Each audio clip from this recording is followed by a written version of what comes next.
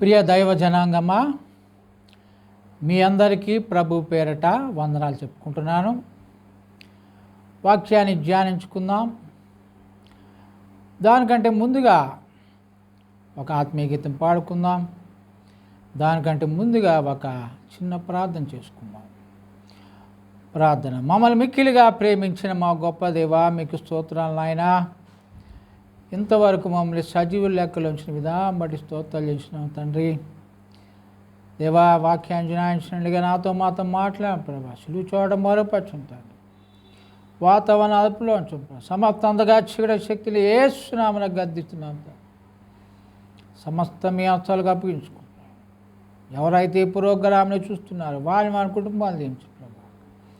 త్వరరాండి మా ప్రభును మా రక్షణుడు యేసు క్రీస్తు నామమున అడిగి వేడుకుంటున్నాం తండ్రి. ఆమేన్.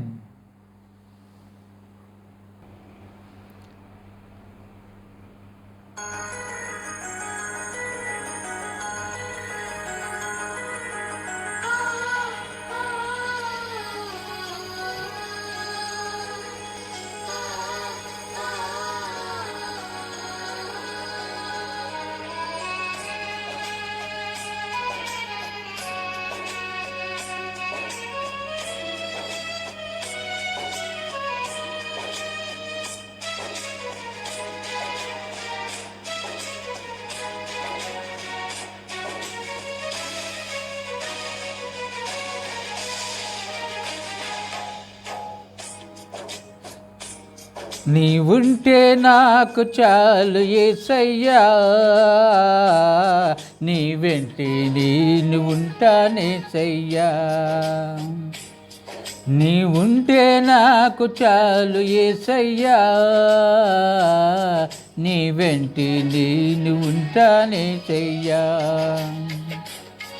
నీ మాట చాలయ్యా, నీ చూపు చాలయ్యా, నీ తోడు చాలయ్యా, నీ నీడ చాలయ్యా.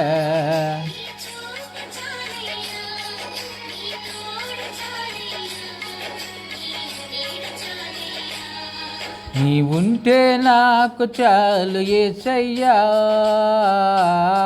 నీ వెంటే నేను ఉంటానేసయ్యా.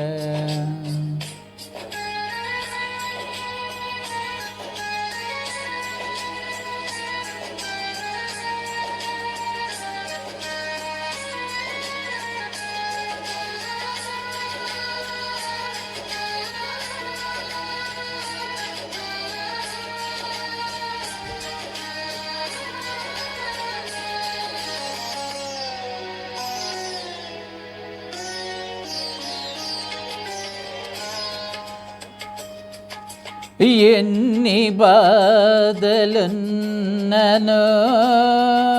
ఈ బంధులైనను,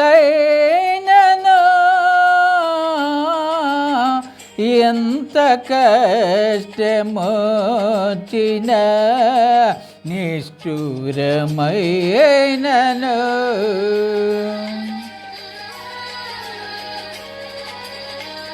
ఎన్ని బాధలున్నను, ఏ బంధులైనను, ఎంత కష్టమొచ్చిన నిష్ఠూరమైనను, నీ మాట చాలయ్యా, నీ చూపు చాలయ్యా, నీ తోడు చాలయ్యా, నీ నీడ చాలయ్యా.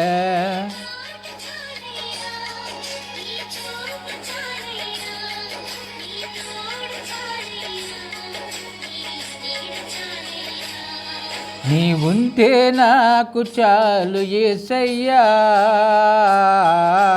నీ వెంటే నేను ఉంటానేసయ్యా.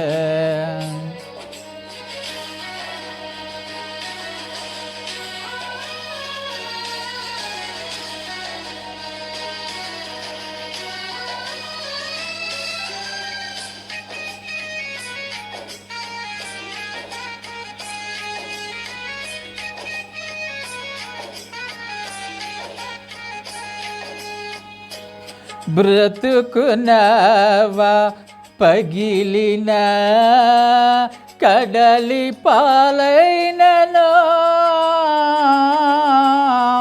అలలు ముంచి వేసిన ఆశలు అన్నగారిన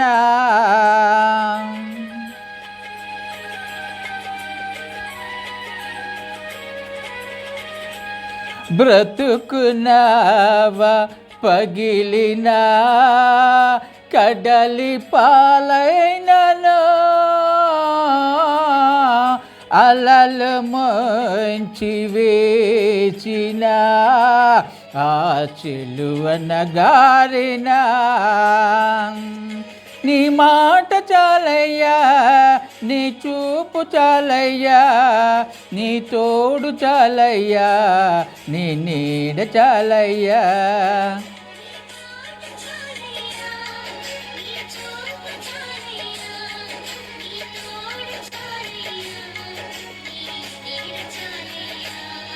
నీ ఉంటే నాకు చాలు యేసయ్యా, నీ వెంటి నేను ఉంటానే చెయ్యా.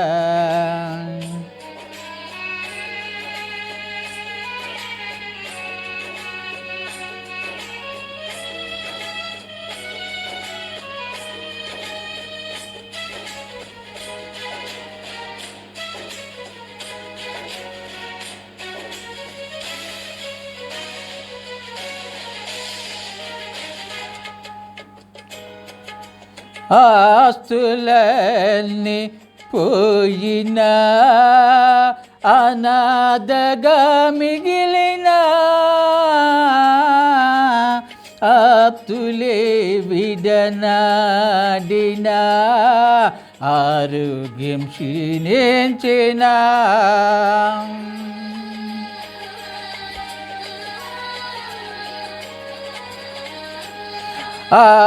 ఆస్తులన్నీ పోయినా అనాథగా మిగిలిన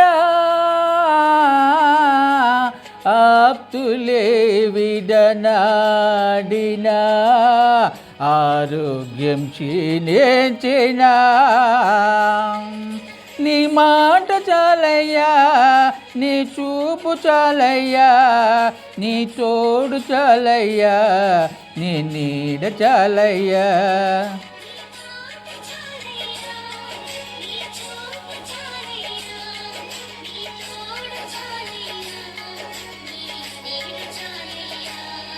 నీ ఉంటే నాకు చాలు యేసయ్యా, నీ వెంటి నేను ఉంటానే చెయ్యా.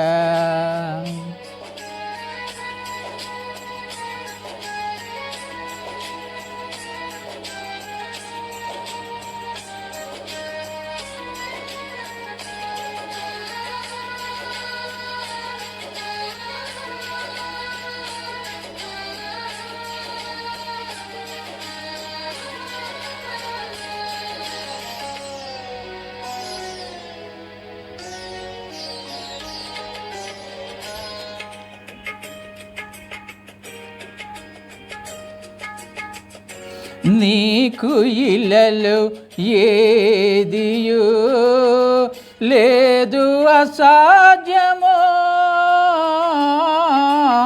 నీజు కృపతు నాకేదియు నాకిల సమానమో. నీకు ఇలలో ఏదియు లేదు అసాధ్యమో, నీదు కృపతు నాకేదియు నాకిల సమానమో. నీ మాట చాలయ్యా, నీ చూపు చాలయ్యా, నీ తోడు చాలయ్యా, నీ నీడ చాలయ్యా.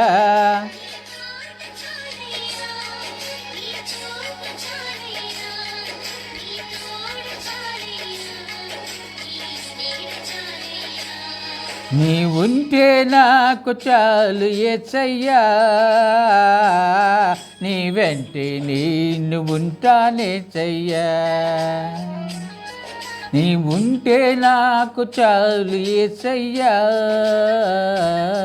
నీ వెంటే నేను ఉంటానేసయ్యా. నీ మాట చాలయ్యా, నీ చూపు చాలయ్యా, నీ తోడు చాలయ్యా, నీ నీడ చాలయ్యా.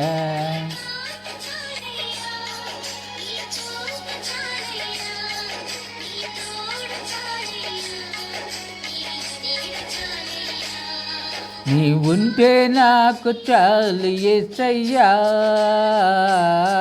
నీ వెంటే నేను ఉంటానేసయ్యా.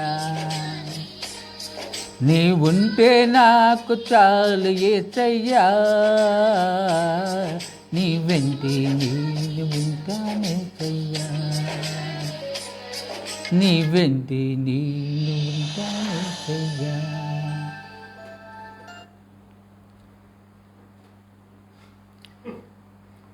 దేవుని నామానికి మహిమ కలుగును గాక. మనం వాక్యంలోనికి వెళ్దాం. కీర్తనలు 34వ అధ్యాయం. ఈ దిన వాక్య భాగం నిమిత్తమై మనం కీర్తనలు దావీదు మహారాజు రాసినటువంటి కీర్తనల గ్రంథం 34వ కీర్తన 8వ వచనం చదువుకుందాం. యెహోవా ఉత్తముడని రుచి చూచి తెలుసుకొనిడి, ఆయనను ఆశ్రయించు నరుడు ధన్యుడు. ఇక్కడ దేవుడు ఎలాంటి వాడు, మన దేవుడు ఎలాంటి వాడు అంటే, మన దేవుడు ఉత్తముడు. మరి ఉత్తముడని ఎలా తెలుసుకోవాలంటే అనుభవపూర్వకంగా తెలుసుకోవాలి, అంటే రుచి చూచి తెలుసుకోవాలి. మరి అదే ఇంగ్లీషులో ఏమనుందంటే taste and see that the Lord is good. Good అని ఉంది. అవర్ లార్డ్ ఈస్ గుడ్ అంటే మంచివాడు. మన దేవుడు యేసయ్య మంచివాడు. కాబట్టి రుచి చూచి తెలుసుకోవాలి. మరి రుచి చూచి తెలుసుకోవడానికి మరి మన దేవుడు ఆహార పదార్థం కాదు కదా, కానీ ఆయన ఆహార పదార్థం కూడా అన్నారు. జీవాహారము, I'm the bread of life, నేనే జీవాహారము అన్నాడు. కాబట్టి రొట్టిగా ఉన్నటువంటి జీవాహారంగా ఉన్నటువంటి ప్రభుని మనము రుచి చూచి తెలుసుకోవాలి. ఆయన ఎంత ఉత్తముడో, ఆయన ఎంత మంచివాడు, ఆయన ఎంత మంచి దేవుడు, ఆయన ఎంత ప్రేమ గలవాడు, దయగలవాడు అని ఇవన్నీ కూడా మనము రుచి చూచి తెలుసుకోవాలి. ఆహార పదార్థాన్ని రుచి చూస్తాం. మరి అది కేకు కానీ, లేకపోతే బిర్యానీ కానీ, లేకపోతే పాలకోవా కానీ,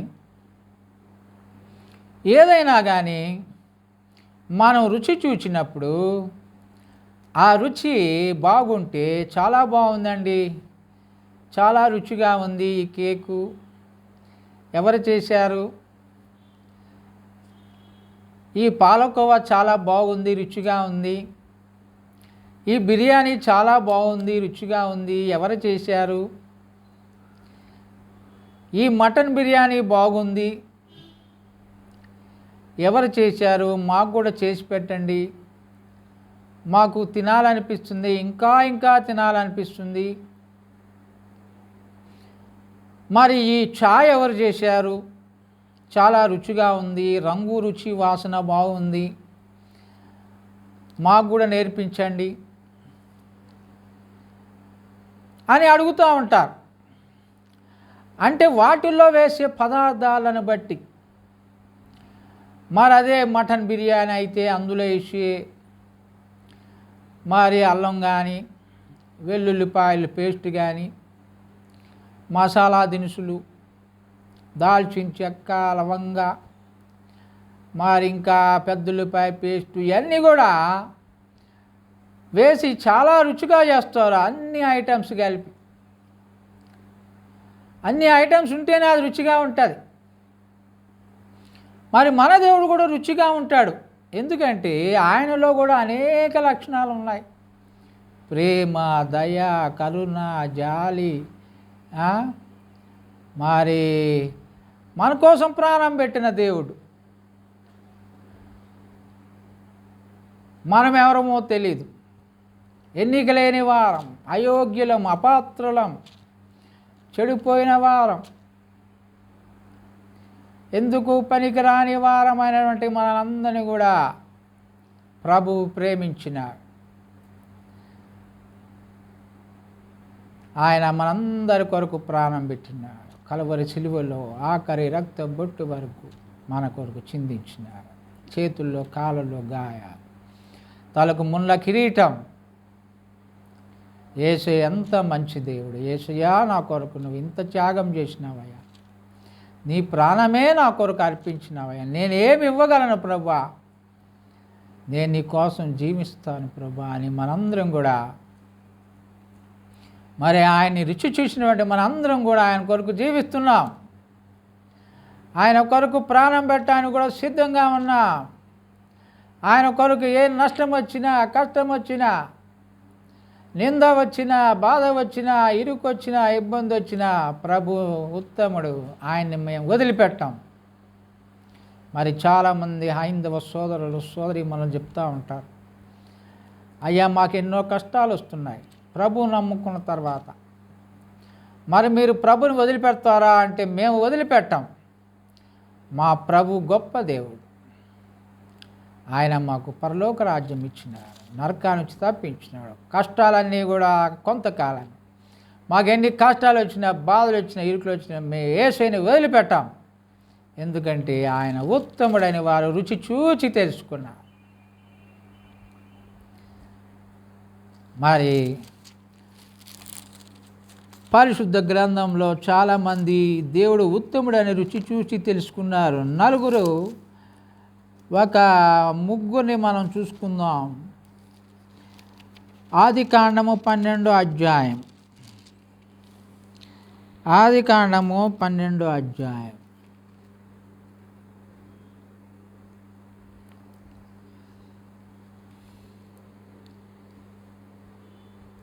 7వ వచనం. యెహోవా అబ్రామునకు ప్రత్యక్షమై, నీ సంతానమునకు ఈ దేశం ఇచ్చిన చెప్పగా అతడు తనకు ప్రత్యక్షమైన ఒక బలిపీఠమును కట్టాను. ఇక్కడ బలిపీఠాన్ని కట్టినట్లు మనం చూస్తున్నాం. ఫస్ట్ టైం అబ్రామునకు దేవుడు ప్రత్యక్షమైనాడు. మరి ప్రత్యక్షమైన వెంటనే ఆయనకి బలిపీఠం కట్టినాడు. కృతజ్ఞత, ఆరాధనగా, స్తుతించే విధంగా. ఎందుకంటే దేవుడు అంతకుముందు అబ్రాముకు తెలియదు దేవుడు ఎవరు, దేవుడు ఎలా ఉంటాడు. ఆయన చిన్న చిన్న విగ్రహాలు చేసుకుని అమ్ముకునేవారంట వారి కుటుంబం అంతా. కానీ ఒకసారి డౌట్ వచ్చిందంట, నేను మా కుటుంబస్తులందరూ కూడా, మా పూర్వీకులందరూ కూడా చిన్న చిన్న బొమ్మలు చేసుకుని అమ్ముతున్నాం దేవుడు అని. అసలు దేవుడు ఎట్లుంటాడు, దేవుడు ఎవరు అని ఆయనకి మనసులో ఒక ఆలోచన వచ్చినప్పుడు, అటువంటి పరిస్థితుల్లో యెహోవా దేవుడు ప్రత్యక్షమై మరి ఆ దేశాన్ని ఇచ్చేస్తాను, కనాన్ దేశాన్ని ఇచ్చేస్తానని వాగ్దానం చేసినాడు. వాగ్దానం చేసిన వాడు నమ్మదగిన దేవుడు కాబట్టి మరి వారికి అవన్నీ కూడా ఆ కనాన్ దేశం అంతా కూడా మరి అప్పగించినాడు. అయితే ఆయన అబ్రాము యెహోవా దేవుడు ఉత్తముడని రుచి చూచి తెలుసుకున్నాడు. ఆయన ప్రత్యక్షంగా చూసినాడు. కాబట్టి ఆ రోజు నుంచి కూడా దేవుడు ఇట్లా ఉంటాడా, ఇంత గొప్పగా ఉంటాడా అమ్మో సర్వశక్తి గల దేవుడు అని ఆ రోజు నుంచి కూడా దేవుణ్ణి వెంబడించడం ప్రారంభించాడు, దేవునికి విధేయత చూపడం ప్రారంభించాడు. మరి ఇస్సాకు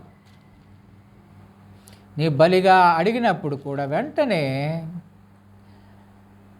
ఇస్సాకుని బలి ఇవ్వటానికి సిద్ధమయ్యాడు. దేవుని వదిలేసి వెళ్ళిపోలేదు, దేవునికి అవిధేయత చూపలేదు. ఎందుకంటే దేవుడు ఉత్తముడు, నా దేవుడు ఉత్తమమైన దేవుడు, నా కొడుకుని తీసుకోడు అన్న విశ్వాసం ఉంది. అందుకని దేవుడు చెప్పిన చోటికి ఇస్సాకుని తీసుకెళ్ళి మరి అక్కడ బలివ్వటానికి సిద్ధపడ్డాడు. అందుకని ఆయన విశ్వాసులు తండ్రిగా మరి మార్చిపడ్డాడు. అంతకుముందు అబ్రాముగా ఉన్న మరి అబ్రాము తర్వాత అబ్రహాము వేలకి తండ్రి. మరి ఆకాశ నక్షత్రం వాళ్ళంతా సంతానమిస్తాం, ఇసుక రేణువులంతా సంతానమిస్తాము వాగ్దానం చేసి నెరవేర్చినాడు. మరి ఇప్పుడు ఇశ్రాయేలు దేశము మరి అబ్రాము సంతానం. కాబట్టి ఇక్కడ అబ్రాము దేవుడు ఉత్తముడు, మంచివాడు, ఆయన నా కొడుకుని బలి తీసుకోడు అని ఒక నమ్మకం అయితే ఉంది. ఎట్లయినా కాపాడుతాడు నా దేవుడు. మరి అందుకనే దేవుడు అబ్రాముని ఆశీర్వదించినాడు. నిన్ను ఆశీర్వదించువా నేను ఆశీర్వదించు, శపించువాని శపిస్తా, దీవించువాని దీవిస్తాను. కాబట్టి అది మొట్టమొదటి పాయింట్. అబ్రహాము దేవుడు ఉత్తముడని తెలుసుకున్నాడు, విశ్వాసులకు తండ్రిగా మార్చబడ్డాడు. మరి ఆయన భార్య కంటే దేవుని ఎక్కువగా ప్రేమించిన, కుమారుడు కంటే ఎక్కువగా ప్రేమించిన, ఆయనకున్న ఆస్తి కంటే దాసుల కంటే ఆయన ఎక్కువగా దేవుణ్ణి ప్రేమించినాడు. కాబట్టి దేవుడు వెళ్ళమన్న చాటుకి వెళ్తున్నాడు, చెయ్యమని పని చేస్తున్నాడు. మరి ఆయన ఆ విధంగా ఆశీర్వదించబడ్డాడు. మరి మనం రెండో వ్యక్తిని కనుక చూసినట్లయితే, మరి రెండో పాయింట్ కనుక మనం చూసినట్లయితే అబ్రాము కుమారుడు ఇస్సాకు కూడా దేవుడు ఉత్తముడు, ఆయన మంచివాడు అని తెలుసుకున్నాడు. ఎప్పుడు తెలుసుకున్నాడు?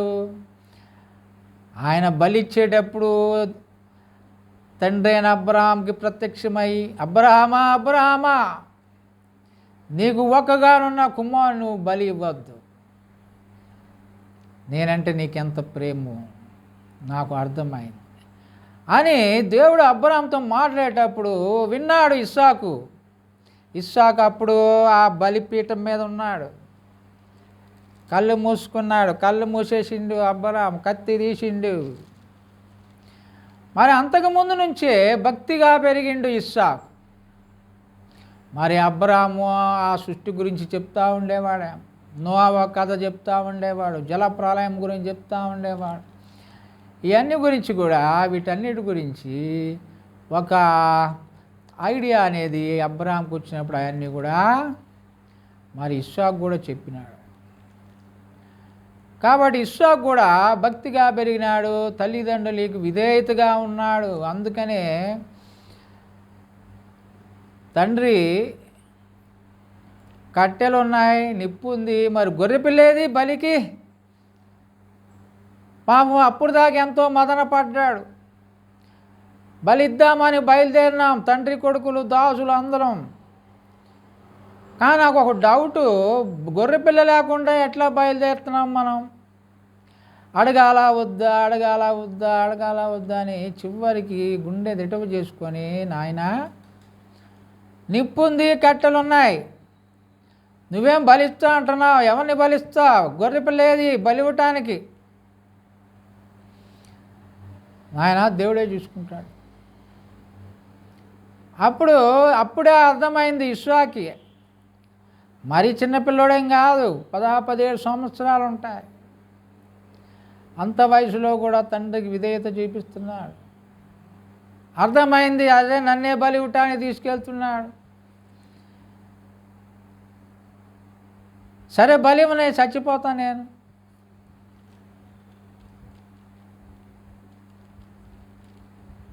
ఆయన దేవుడు నన్ను కాపాడుతాడని అప్పుడే ఆయనకి ఒక గురి ఉంది దేవుని మీద. అంటే అప్పుడే దేవుడు ఉత్తముడు అని తెలుసుకున్నాడు, అప్పుడే దేవుడు మంచివాడని తెలుసుకున్నాడు.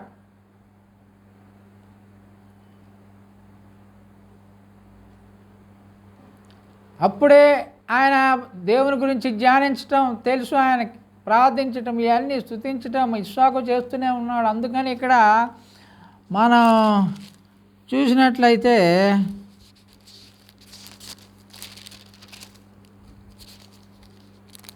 24వ అధ్యాయము 63వ వచనం. సాయంకాలమున ఇస్సాకు పొలంలో జానింప బయలువెళ్ళి కన్నులెత్తి చూచినప్పుడు ఒంటెలు వచ్చుచుండెను. 64. రిబ్కా కన్నులెత్తి ఇస్సాకును చూచి ఒంటె మీద నుండి దిగి, మనల్ని ఎదుర్కొంటూ పొలంలో నడుచున్న మనుషుడు ఎవరని దాసుని అడుగాతురు, ఇతడు నా యజమానుడు అని చెప్పిన కనుక ఆమె ముసుగు వేసుకున్నాను. కాబట్టి ఇక్కడ ఇస్సాకు ధ్యానించే అలవాటు ఉంది ఆయన. పొద్దున పూట ధ్యానిస్తాడు, సాయంకాలం పూట ధ్యానిస్తాడు. మరి ఆయన ధ్యానించడానికి వెళ్ళి ధ్యానించడం అయిపోయిందేమో, ఇక కన్నులెత్తి చూసిండు ఎవరో వస్తున్నారు గుంపు అని. ఒంటెలు వస్తున్నాయి, ఒంటెల మీద ఒక చక్కని కన్యక కూర్చొని ఉంది. ఇక దాసుడు వీళ్ళందరూ ఎలియాజరు వీళ్ళందరూ ఒంటెల మీద వస్తున్నారు. ఆమెను తీసుకొని వస్తున్నాడు ఎలియాజరు. అప్పుడు ఇస్సాకు కన్నులెత్తి చూసినప్పుడు రిబ్కా కనిపించింది. రిబ్కా కూడా మరి అక్కడంతా నిర్మానుష్య ప్రదేశం, అక్కడ ఎవరు లేరు. మరి ఒక్క ఇస్సాకు మాత్రమే ఉన్నాడు పొలంలో. ఆయన ఎవరు అని దాసుని అడిగినప్పుడు, అతను నా యజమానుడు.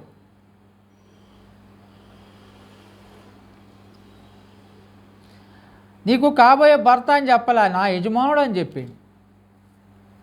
ఆమెకు అర్థమైపోయింది, ఓహో మీ యజమానుడు అంటే నాకు కాబోయే భర్తే కదా అని. వెంటనే సిగ్గుపడిపోయింది పెళ్ళి కూతురు, వెంటనే ముసుగేసుకుంది.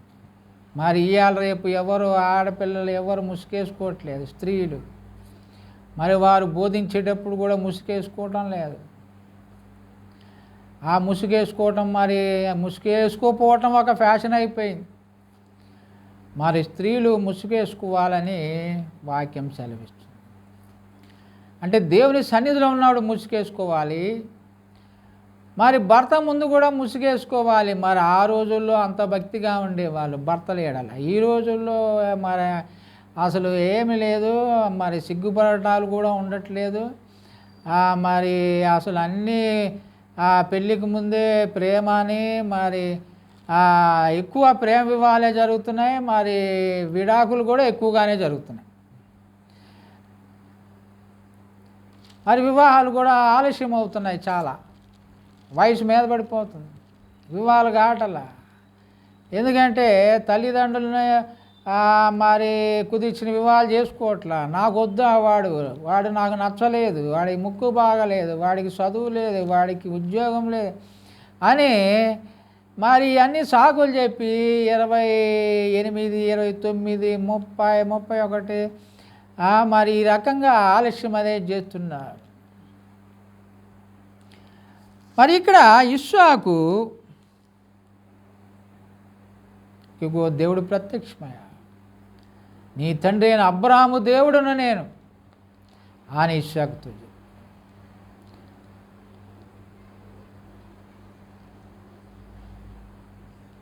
కాబట్టి అబ్రాహాము దేవుడు ఉత్తముడని తెలుసుకున్నాడు. కుమారుని కూడా బలివ్వటానికి మరి ఆయన ముందుకు వచ్చినాడు. ఇస్సాకు కూడా దేవుడు ఉత్తముడని తెలుసుకున్నాడు.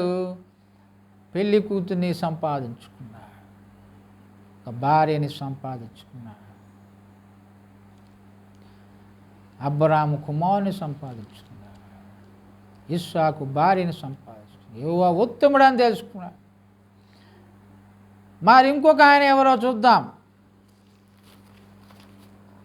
ఆదికాండము 32వ అధ్యాయం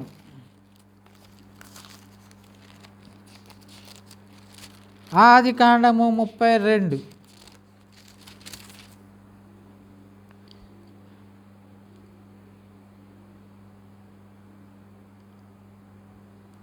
32:22. ఆ రాత్రి అతడు లేచి తన 2 భార్యలను, తన 2 దాసులను, తన 11 మంది పిల్లలను తీసుకొని ఆ యబ్బోకు రేవు దాటిపోయాను. యాకోబు అని తీసుకుని ఆ 7 దాయతాలు కలిగినదంతయు పంపివేశాను. యాకోబు ఒక్కడ మిగిలిపోయాను. ఇక్కడ యాకోబు కూడా మరి దేవుడు ఉత్తముడని తెలుసుకున్నాడు.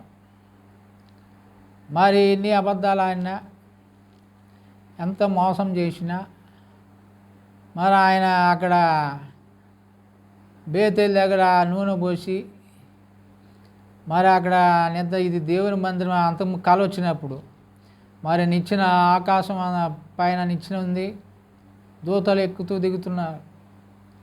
మరి అక్కడ కూడా మరి దేవుడు ఆయనకి ఏమని చెప్పిండంటే, నేను అబ్రాహాము ఇస్సాకుల దేవుడను. తర్వాత వాళ్ళకి ఏం చెప్పిండు, నేను అబ్రాహాము ఇస్సాకు యాకోబుల దేవుడును అన్నాడు. ఫస్ట్ అబ్రాహాంకి దేవుడు ప్రత్యక్షమైండు, ఇస్సాకు ప్రత్యక్షమైనప్పుడు నేను అబ్రాహాము దేవుని అని చెప్పిండు. మరి యాకోబు ప్రత్యక్షమేమో నేను అబ్రాహాము ఇస్సాకుల దేవుని అని చెప్పిండు. మరి తర్వాత వాళ్ళకి ప్రత్యక్షమైనప్పుడు నేను అబ్రాహాము ఇస్సాకు యాకోబుల దేవుడును అన్నాడు. దేవుడి మీద భక్తి ఉంది యాకోబుకి, విశ్వాసం ఉంది, దేవుడు ఉత్తముడు అని తెలుసుకున్నాడు. అందుకే నాకు అన్నీ కూడా మంచిగా నన్ను పోషించాలా, నాకు ఆహారం పెట్టాలా, తిండి మరి బట్టలు ధరించుకోవడానికి ఇవ్వాలా, తాగడానికి నీరు ఇవ్వాలా, ఉండటానికి ఇల్లు, ఇవన్నీ నాకు కావాలి. ఇవన్నీ ఇస్తే అప్పుడు నేను మిమ్మల్ని వెంబడిస్తానని మరి యాకోబు చెప్తున్నాడు. కాబట్టి ఇక్కడ ఒక్కడే మిగిలిపోయాడు. ఒక్కడే ఎందుకు మిగిలిపోయాడంటే అందరినీ పంపించేసినాడు. 2 భార్యలను ఇచ్చిండు దేవుడు. 2 భార్యలు ఇచ్చిన తర్వాత మరి 11 మంది పిల్లలు, 2 దాసీలు, మళ్ళీ 11 మంది పిల్లలు. అప్పటికి ఇంకా చివరోడు పుట్టలేదు, బెన్యామీను. అయితే ఒక్కడు మిగిలిపోయాడు. ఇంకా మరి దేవుడు పెనుగులాడినప్పుడు దేవుడు ఆయన ఏమన్నా అంటే, నన్ను ఆశీర్వదిస్తే కానీ నేను నిన్ను పోనేను అన్నాడు. నాకు ఆశీర్వాదం కావాలి, నాకు భార్యలు కాదు ముఖ్యం, దాసీలు కాదు ముఖ్యం, నా గొర్రెలు కాదు, గొడ్లు కాదు, నా ఆస్తి కాదు, నా అంతస్తు కాదు, నాకు నువ్వే ముఖ్యం, నువ్వే ఉత్తముడివి, నువ్వు మంచివాడివి, నన్ను ఆశీర్వదించు, నీ ఆశీర్వాదం ఉంటేనే నేను ముందుకు పోతా, మీ ఆశీర్వాదం ఉంటేనే అభివృద్ధి చెందుతా అని ఇక్కడ యాకోబు దేవునితో మరి పెనుగులాడి ఆశీర్వాదం పొందాడు. ఇప్పుడు దేవుడు ఏమన్నా అంటే, ఇక నుంచి నువ్వు మోసగాడివి కాదు, ఇక నుంచి నువ్వు యాకోబువి కాదు, ఇక నుంచి నువ్వు ఇశ్రాయేలువి. కాబట్టి అబ్రహాము దేవుడు ఉత్తముడు అని తెలుసుకున్నాడు, ఇస్సాకు దేవుడు ఉత్తముడు అని తెలుసుకున్నాడు, యాకోబు కూడా దేవుడు ఉత్తముడు అని తెలుసుకున్నాడు. మరి దేవుని ఆశ్రయించిన అబ్రహాము అయితే పునాదులు గల పట్టణం కోసం ఎదురు చూసింది, గుడారాల్లోనే నివసించింది. ఎక్కడికి పోయినా గుడారాలు, మరి బలిపీఠాలు కట్టేవాడు ఎక్కడికి పోయినా. మరి ఇస్సాకు కూడా మరి అదేవిధంగా భక్తి జీవితం జీవించిన. మరి ఆ గరారు దేశంలో బావి తవ్వినప్పుడు తండ్రి బావులు పూసేసినప్పుడు మళ్ళా తవ్వినా, అయితే జగడం పెట్టుకున్నా, ఈ బావి మాది, ఈ నీళ్ళు మావి అన్నప్పుడు పాపం మారు మాట్లాడకుండా ఇస్సాకు మరి ఆయన దాసులు ఇంకొక బావి తవ్వినా, అక్కడ కూడా వచ్చి ఈ బావి కూడా మాదే, ఈ నీళ్ళు మావి. అక్కడ కూడా లేచి మరి 3వ బావిని తవ్వుకున్నాడు, రహబోతు ఎడమ. కాబట్టి అదేవిధంగా యాకోబు కూడా మరి భక్తి జీవితం జీవించి ఆశీర్వాదం పొందుకున్నాడు. మరి 4వ పాయింట్ కనుక చూసినట్టయితే మనం కూడా దేవుడు ఉత్తముడు అని తెలుసుకున్నాం. నేను కూడా దేవుడు ఉత్తముడు అని తెలుసుకున్నా. మరి దేవుడు ఉత్తముడు, మంచివాడనే, ప్రేమ గలవాడు, కరుణ గలవాడు, జాలి గలవాడు, మనల్ని పోషించే దేవుడు, మనం సంరక్షించే దేవుడు, అన్నిటికంటే ముఖ్యంగా మనకి రక్షణ దయచేసిన దేవుడు, ప్రాణం పెట్టిన దేవుడు, చనిపోయి సమాజం తిరిగి లేచి మళ్ళా రానయ్యున్న దేవుడు.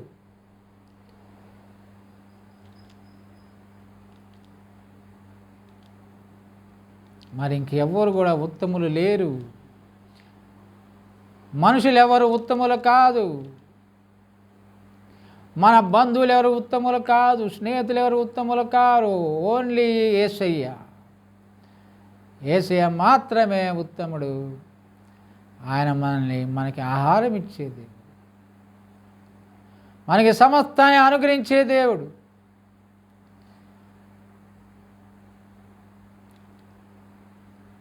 కాబట్టి మనకి కావాల్సింది యేసయ్య మాత్రమే.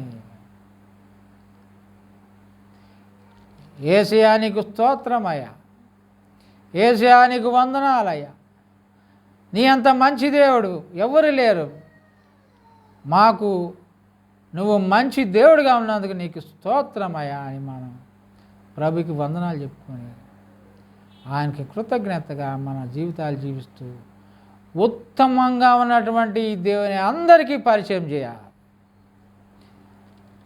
మరి ఉత్తముడైన దేవుడు ఎవరో చాలామందికి తెలియటం లేదు. కాబట్టి మా యేసయ్య ఉత్తముడైన దేవుడు అని అందరికీ పరిచయం చేసి వారందరినీ కూడా మరి మనతో పాటు పరలోకం తీసుకెళ్దాం. దేవుడి వాక్యాన్ని నీరు కట్టి ఫలింపజేయను కాక. ఆమెన్.